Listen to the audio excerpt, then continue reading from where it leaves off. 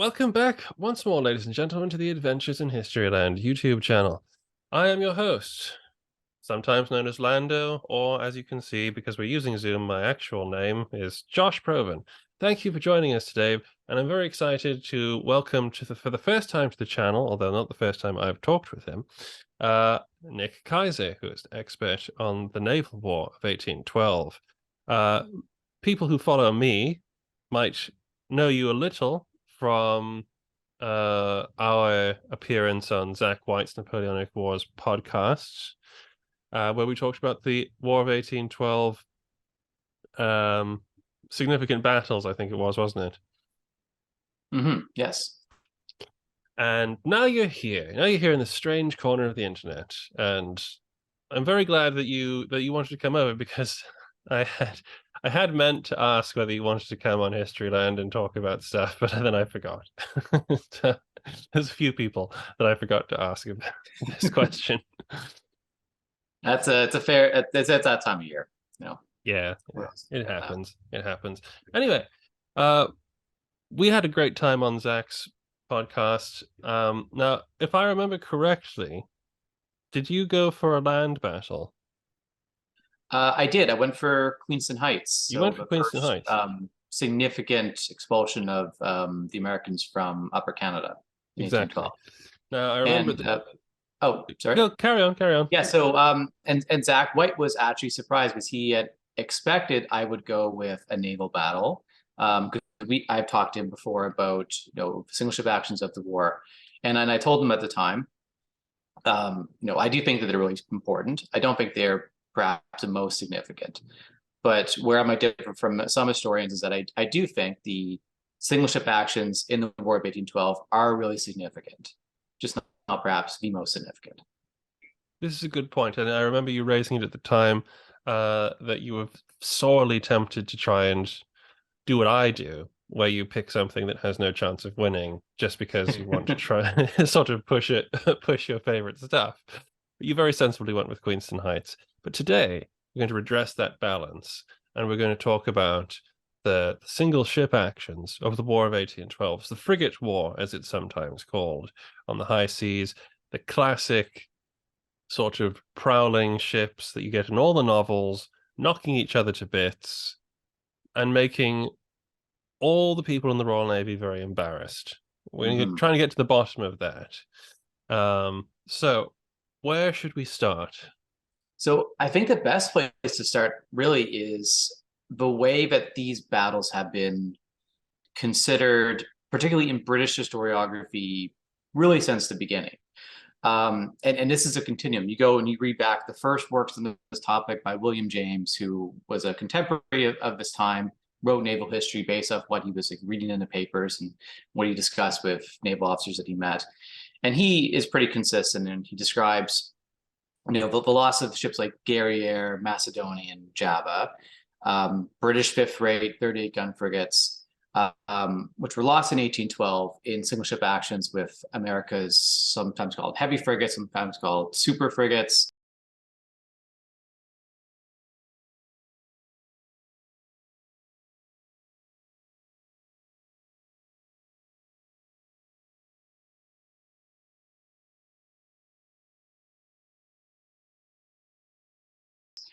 These are Constitution, United States, and her sister President.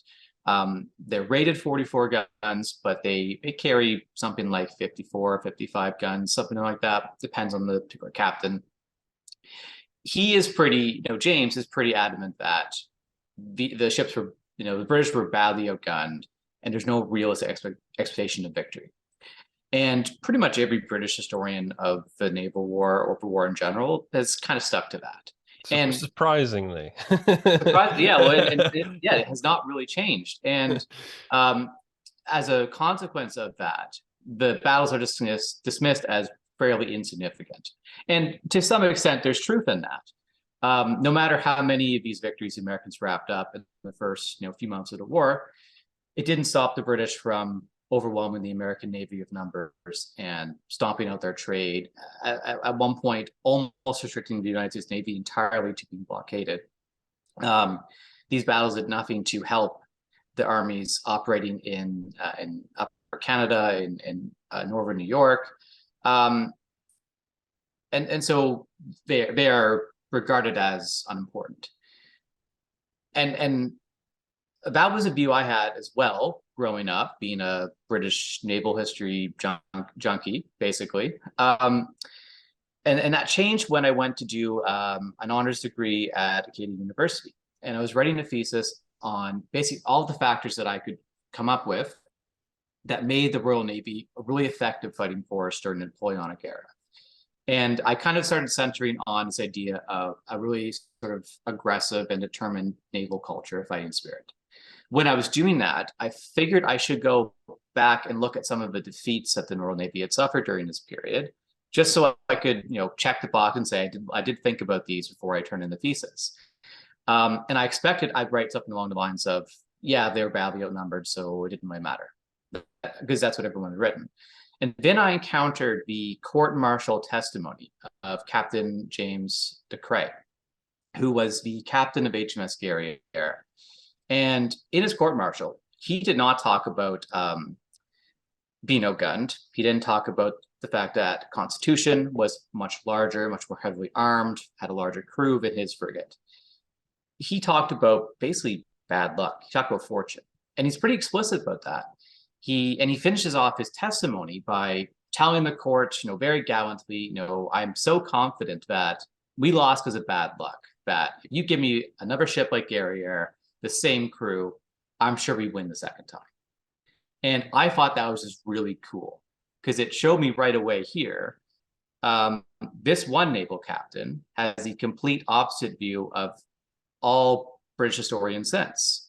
So when I ended up going to Dalhousie University to do a master's degree, I floated around for a while trying to pick a topic to research. I kept coming back to this premise. And so I decided to test it. And I went and started looking at all the actions of the War of 1812, the reactions of newspapers and different British captains at the time to these battles. And I kind of came to the conclusion that de Crez's view was pretty consistent amongst the Navy as a whole. Even by the end of this conflict, the Royal Navy generally kind of considered both the battles to be really important, but that they were not inevitable. And beyond the Royal Navy too, the British establishment world, Royal Navy as a whole, were very concerned about these losses. When the news reached London after the loss of Guerriere, Macedonian, and Java, former Foreign Secretary and then future Prime Minister George Canning, he took to the floor of the House of Commons, and he gave this rousing, impassioned speech about how these battles and these losses had broken the spell of invincibility of the Royal Navy. And he decried this as a huge indictment of the Admiralty and its policies. And many newspapers followed suit. And then even the Duke of Wellington, who was at the time in 1813 leading the army in Spain, he wrote to the Foreign Secretary and was expressing his concern about there being a war of America, a big distraction in his point of view. And he says, I think we should have peace with the Americans. But he does qualify that. And he says in this letter, if we can take one of their damn frigates. So that morale impact of the losses, even Wellington, who does not want this war in the United States, recognizes the importance of taking one of these frigates and avenging the stain on British honor. Yes, that's a very thought-provoking idea that you put forward there, but one that I think is entirely logical. The idea that all these historians from that point have sort of given the Royal Navy an excuse for losing is an attractive thing for proponents of the Royal Navy to follow. Again, we were outnumbered, we were outgunned, we had no chance. So that's just what happens. Nothing we could do about it. But it tallies a little with what little I know in detail about them as well. That at the time the Navy were just sort of just it is just bad luck. Unfortunately, we didn't have the best of that one. It's just a frigate action. Don't worry too much. You know, and so that's a great sort of for the audio. That's a great sort of thing for the audience to keep in mind what the British thought of this. What did the American? Do you know what the Americans are obviously very proud of it. On the Mhm. other hand, if you like look at the website of USS Constitution, if you watch one of their virtual tours, they talk about the fastest gunnery. They talk about all the things that make their ship invincible and why it was always going to win and stuff like that.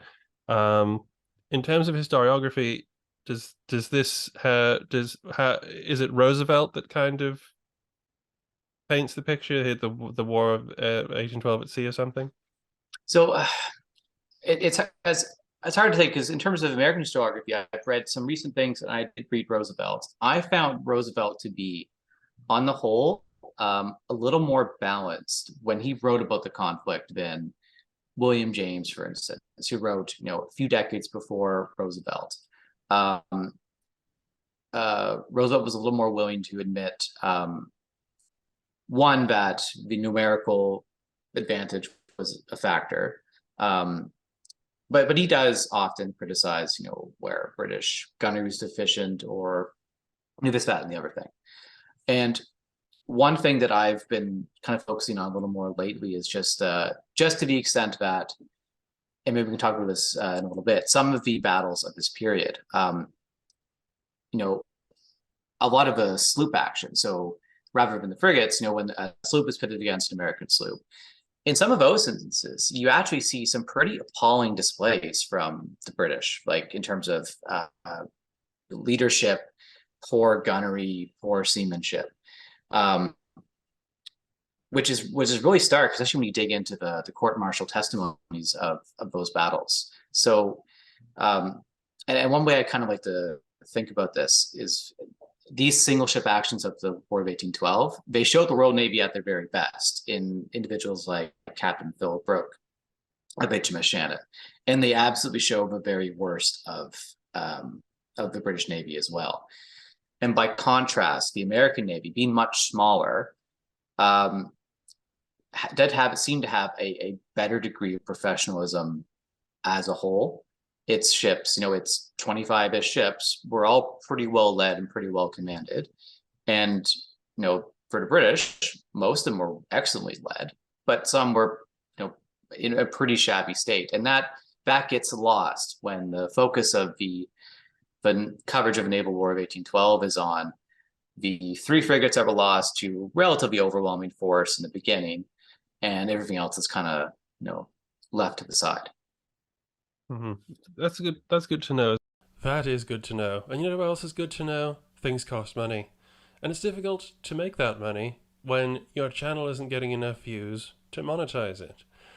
So this is Lando just coming in, rudely battering down the door with his begging cup to ask you, if you have got this far and if you are enjoying this content, to remember how much you enjoyed it at the end of the video, and to show that appreciation in the Ko-fi tip jar when you do.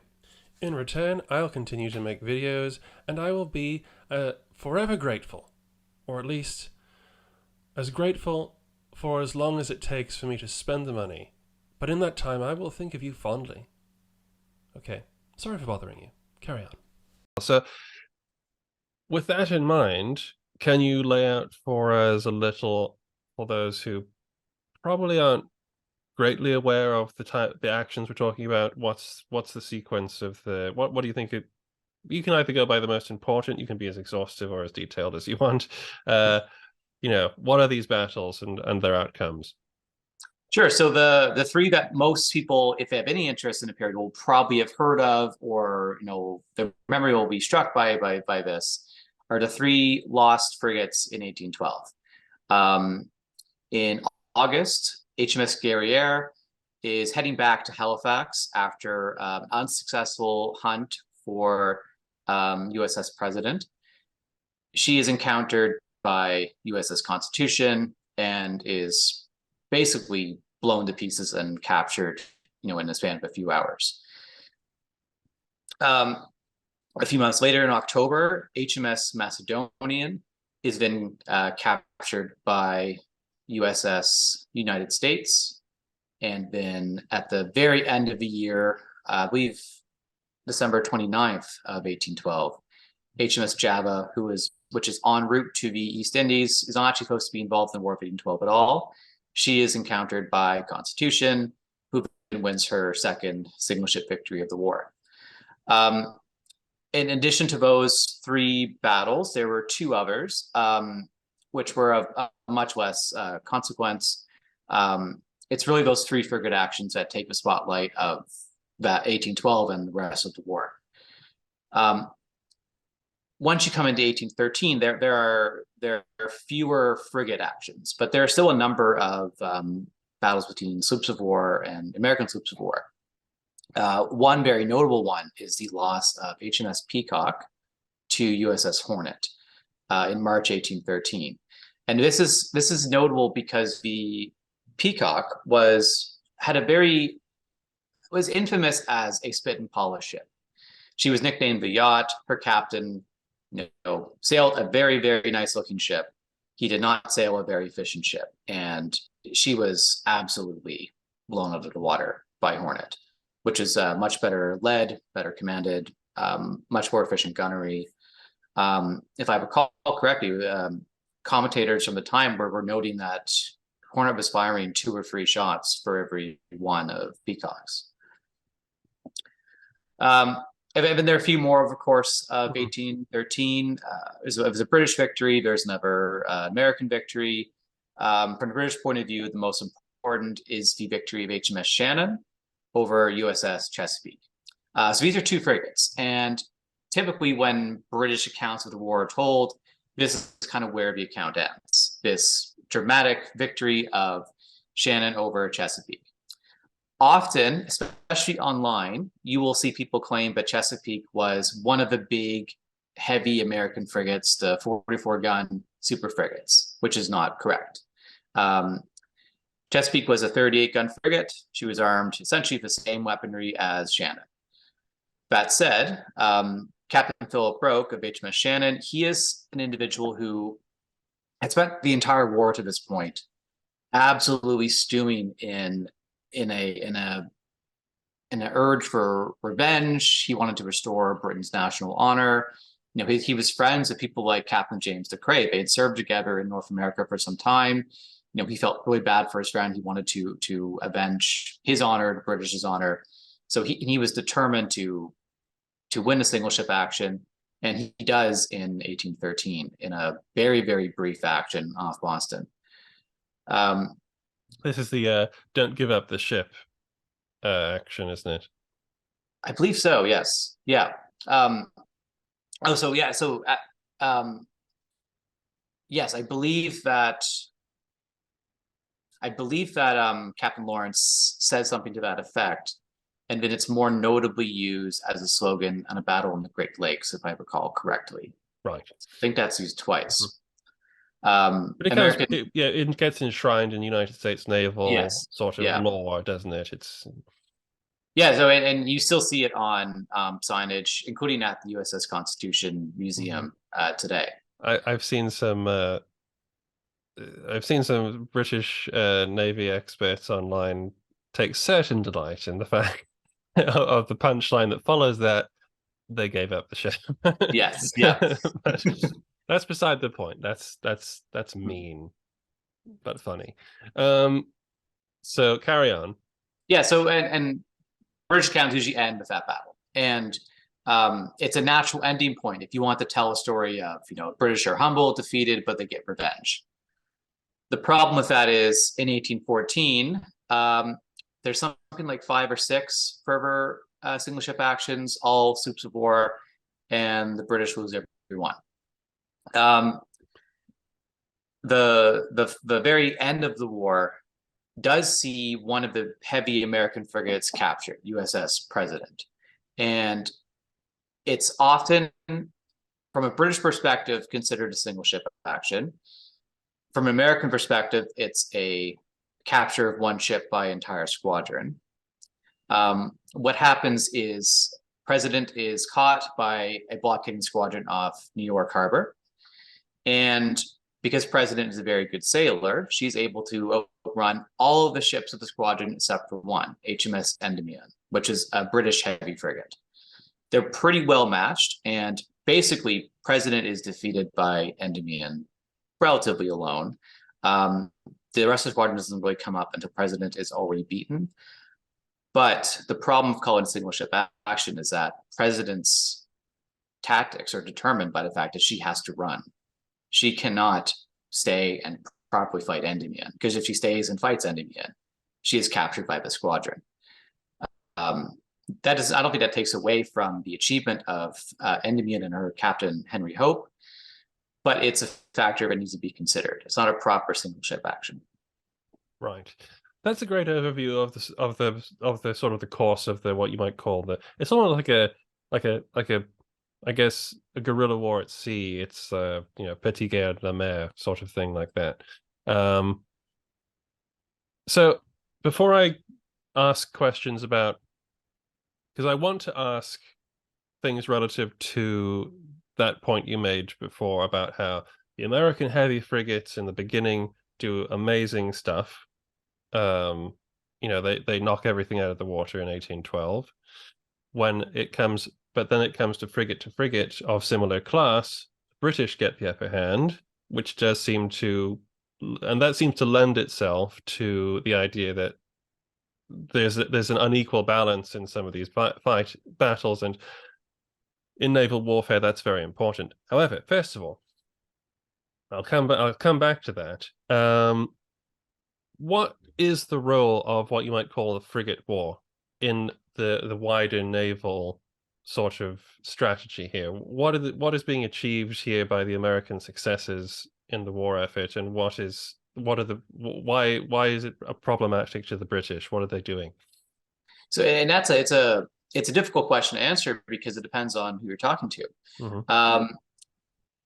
The morale impact of the American victories in 1812 are, very significant, especially considering, if you look at what else is happening to the United States in 1812, two invasions of Canada are pretty spectacularly defeated, and they have really nothing else to cling to. They've achieved nothing else in this war that they have started, except for these free frigates being defeated. And defeating British frigates especially, that's a huge achievement, and it's one that, people around the world take notice of.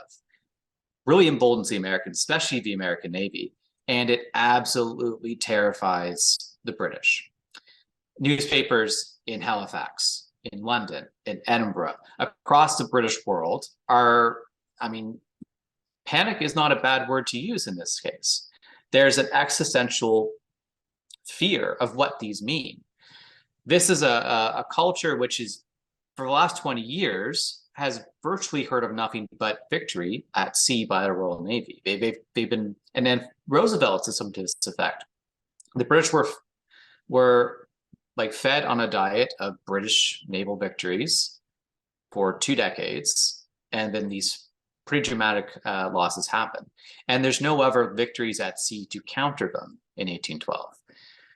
And that's why you have people like George Canning standing up and saying, this is terrible, this is the end of Britain's naval might. And radical newspapers in the UK have absolute field day attacking the government. And it's the impact on the British psyche, British morale, and the officers of the Royal Navy is significant. Beyond morale, however, there's very little. They have very little impact. If anything, they're fairly detrimental to the American war effort, and that's the strange thing here. Every time an American frigate fights a British frigate, if it wins, great, but it doesn't come out unscathed. These ships of war are incredibly complex vehicles. The loss of a spar, holes along the waterline, all of that stuff combined reduces the speed and effectiveness of these ships, and it means that they have to go back to port. You can repair a wooden ship at sea quite extensively, but you can't replace lost spars. You cannot, replace men who were killed.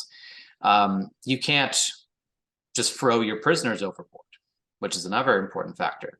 Macedonian is captured and is brought back, but Guerriere and Java are basically fought until they are sunk. And so there's 200 plus prisoners in each case that have to be brought on board Constitution. She can't continue on with her mission at that point. Too much damage, too many prisoners. So whenever this happens, the American frigate has to go home. And that means she is not saying no to raid British commerce. That means she's not able to pressure the British to increase convoy escorts, which means it is more ships to devote to other tasks. And so the paradox is, after these 3 victories, the American Navy basically tells its captains, please don't do this. Please stick to your mission. Avoid these actions if you can. Because what we want you to do, what Paul Hamilton, the Secretary of Navy, want you to do is get out into the Atlantic, maybe in the Pacific, and I want you to just wreck British commerce as much as possible. Because the problem for the Americans is they have about 25 ships, and most of those are small sloops. The British North American Squadron, I think at its lowest point, is still somewhere between 60 and 90 ships. The Americans are in a huge disadvantage. Their trade is pretty much within a year halted by British blockades and British commerce raiding. For the Americans to fight back, they need to focus on shutting down that British trade as much as possible. And especially because of those 3 initial victories, there's such fear of the American navies that the British kind of go overboard in terms of assigning ships of the line to protect convoys. So physically having their ships at sea is a great advantage to the Americans. But if they only put their ships at sea and go fight other British ships, they're not achieving anything.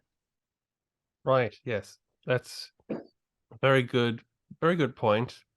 One that I'd never considered before, but yeah, and that will probably tie into the next question as well about the relative strengths of the ships and how it's interesting that generally, I mean, those 2 ships sank. That's a big deal, and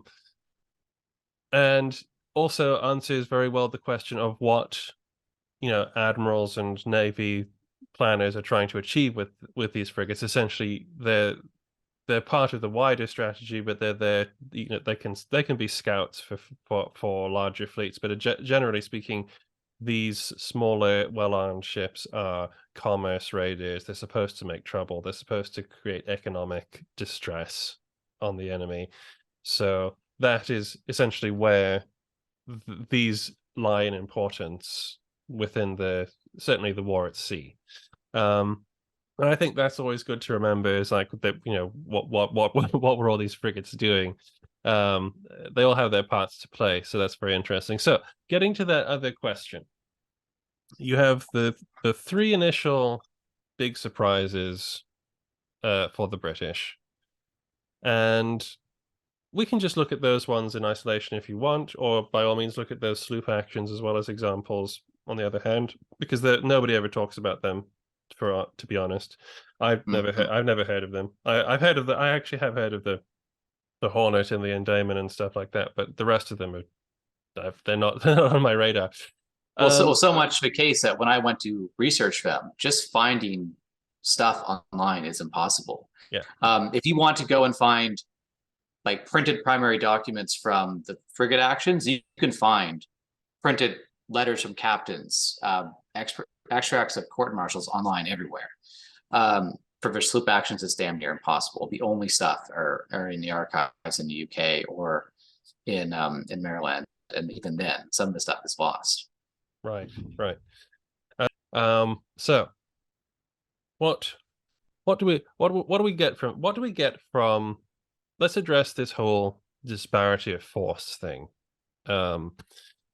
So the American super or heavy frigates are, first of all, legendary in their sort of renown as the newest thing on the water.